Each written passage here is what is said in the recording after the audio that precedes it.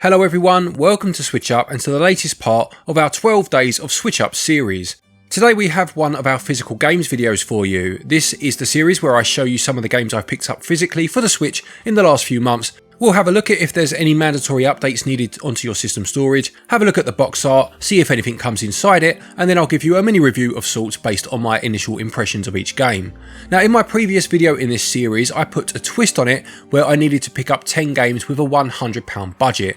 People really liked the idea and I had a few people ask if I do something similar with fewer games to see what potentially higher quality games could be purchased, so today I'm doing a 5 games for £100 version. Now obviously some of these prices may no longer be available owing to them possibly being flash sales for example, but the purpose of the video was more just to see how as an experiment limiting myself to 5 games for £100 would compare to the 10 games for £100 I did in terms of quality, but also just to give you an idea of what can be available on a budget even if these specific games have changed in price. The footage you are seeing is all from the previous challenges game so as not to give anything away, and there is a card to that video in the top right hand corner and a link in the top pinned comment. Okay, with all that said then, which games did I get, could I stay in budget, and ultimately, were they worth it? Well, let's find out.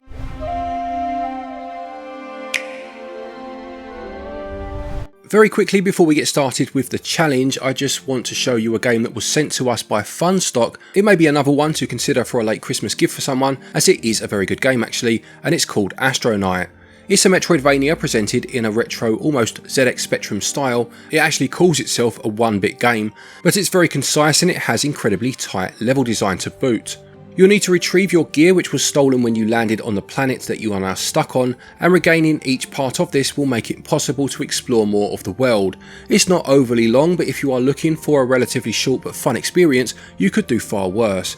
I have actually made a video on this game and I will put a link to it in the top pinned comment.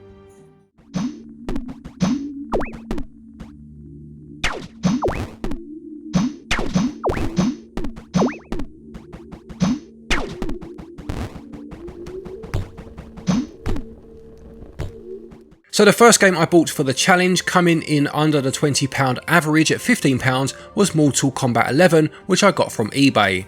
This Switch version of the latest instalment in the popular fighting franchise comes in 2 physical forms. You have this standard edition complete with a cartridge, but there is also the Ultimate Edition, but please be aware that that version is merely a code in a box. Albeit of course it does come with the extra guest characters and the Aftermath expansion storyline, which is well worth playing by the way, but unfortunately doesn't come on an actual cartridge.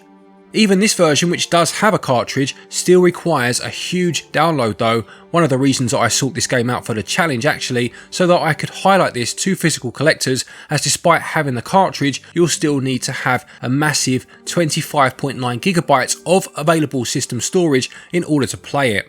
A real shame and something that may well put some people off. On the more positive side though, this is a great fighter, and whilst graphical fidelity does take a hit at times, especially in handheld mode, the payoff is a fluid 60 frames per second, which is what it's all about when it comes to fighting games. A great game for a very good price, just be aware of the caveats involved.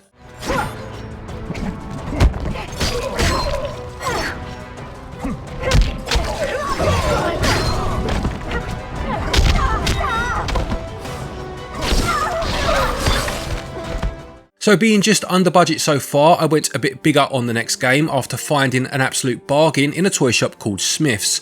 They were selling Triangle Strategy for just £25, so I had to pick this one up, challenge or not to be honest, but thought it would be interesting to include it here to see how it affected the wiggle room I had with my remaining 3 games.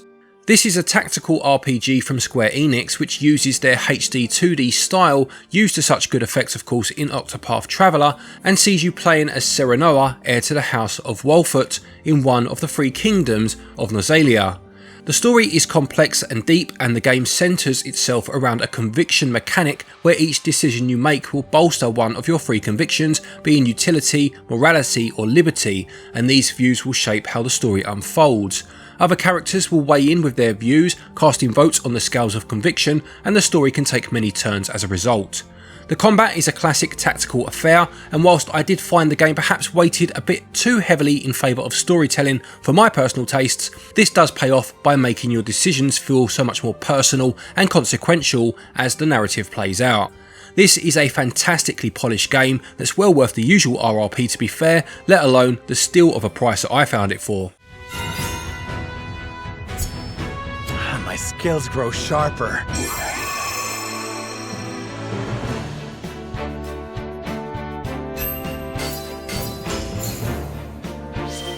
Dropping back below the £20 average, I managed to get Team Sonic Racing from Amazon for a bargain £15.99. This is the 30th year anniversary edition, which comes with an art book, and whilst the actual package itself is not the most robust in terms of special editions available, the book that's included is a very nice extra, showing concept art of Sonic as a character and of various games in the series from over the years.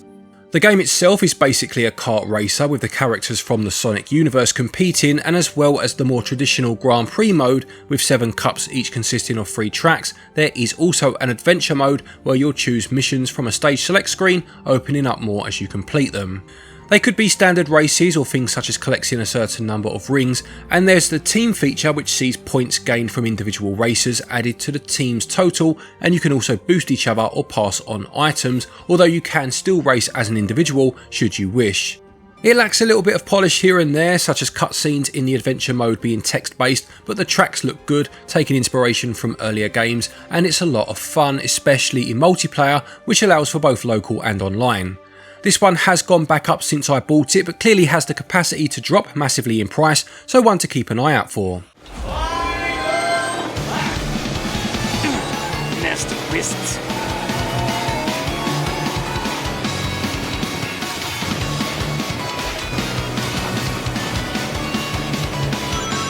So with just over half the money spent and 2 games to go, I again went a bit bigger for the next one and picked up Pokemon Shining Pearl for £28.95.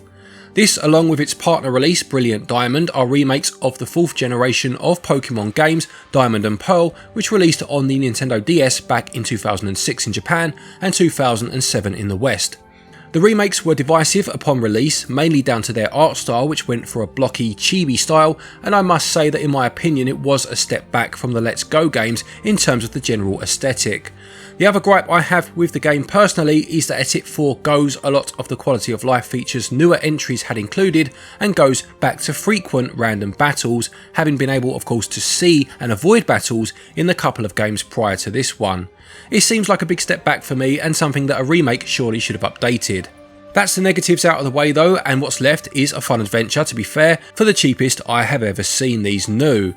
Definitely worth owning if you are looking for a good time sink, as the classic Pokemon formula is still enjoyable, and it's a good one to be able to pick up on a budget challenge.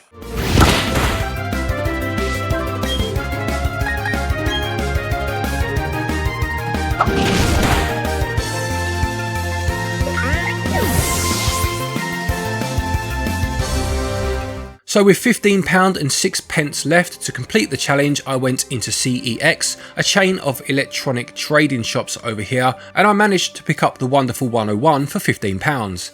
Interestingly, the version I bought came with a slipcover which I assumed was just standard, but on closer inspection it appears to be a Kickstarter edition with a message of thanks on the back and a lenticular cover on the front. The game itself though is identical to the standard edition, and this is another very good game for a fair price. You control a team of 100 superheroes, with you the player being the 101st, hence the title Wonderful 101. You must fight your way through a number of stages, combining your heroes into various huge objects such as a sword or a fist to take down enemies and solve some slight puzzle problems. At other times you will need to combine in order to navigate an issue such as creating a bridge to cross a gap. The game itself originally released for the Wii U and used the gamepad, giving you 2 screens, and you would draw the formations you wanted your team to set to with the stylus in order to activate them. The Switch version obviously has to handle this differently, and you use the right stick and a button press to create the formations, or I believe you can also use the touch controls in handheld mode, although I haven't actually tried this. The second screen that the Wii U had is incorporated into the UI this time, although you can hide this with a press of the minus button. This is a game that takes a fair bit of getting used to, but it is very rewarding if you do persevere. I heard that there were performance issues at launch. There is a patch bringing the game up to version 1.0.8, and I haven't experienced any issues so far, albeit I am pretty early still in the game, so obviously just take that as you will, but this was a great pickup for this price.